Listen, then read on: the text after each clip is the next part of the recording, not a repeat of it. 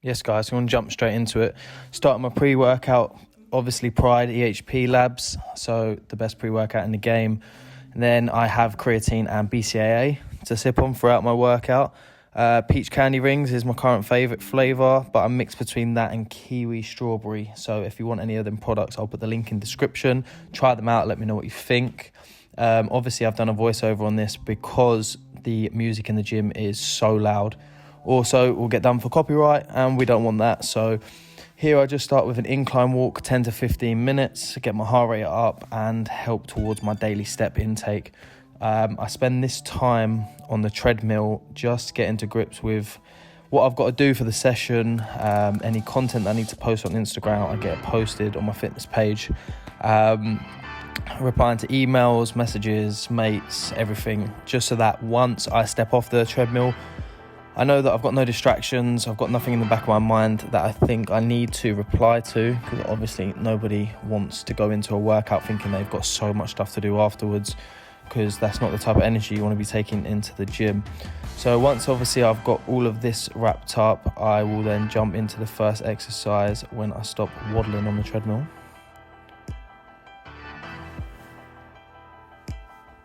So first exercise is a single arm lat pull down, 4 sets, 10 to 12 reps. The first set I normally just load up like 20 kilo, do 20 reps for a warm up, and then do like 25 kilo and then just have a couple reps. But it's 4 working sets, so the 2 sets before that I do a warm up, I don't count them. With this here as well, what I tend to do is I tend to count on the way up, 1, 2, 3, and then power down.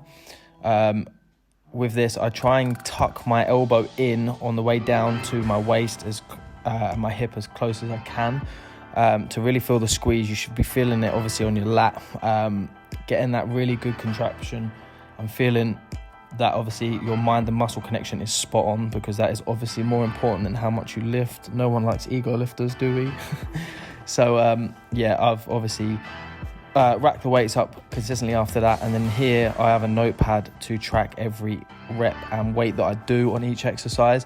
If you don't track your workout, honestly, it's the best thing you can do. It's the best thing I've ever done. It obviously helps me get stronger, and it obviously gives me guidance on what I need to fix up on. So also here we're going to dive into wide grip pull-ups. Anyone looking at this thinking that's not very wide, if I go any further than this range of motion here, I get a front delt strain where I've got like a bit of a sore shoulder. So this is as wide as I can go without feeling any injury. So I do 3 sets with as many reps as I can do. That's a burner if your forearms are sore from the exercise before. And then this one here is hanging knee raises. Make sure you keep your spine as straight as possible and your actual body position as fixed as you can.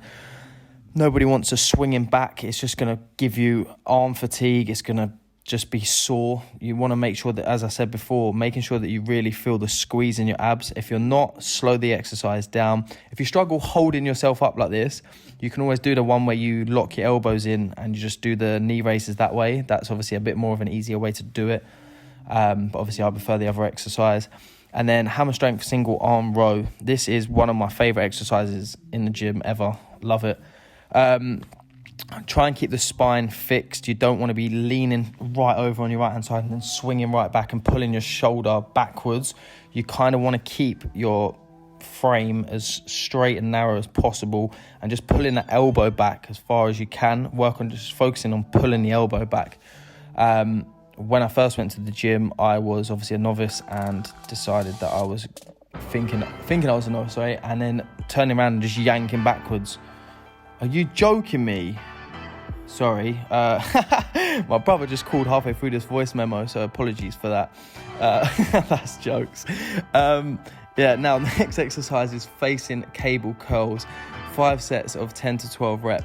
So this here, if you notice, I just slightly lean forward. I find that gives me a better squeeze in the bicep. I feel like it isn't as strain. It takes a strain off anywhere else in my body if I'm not doing the exercise properly.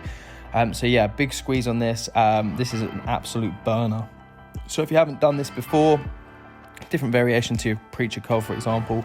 And then last but not least, well, yeah, it is the last one actually, neutral grip cable row. If you notice here, I actually like to keep a fixed back position. A lot of people start to obviously swing backwards. I find that when you swing, when you're doing this, it gives me such a tight lower back.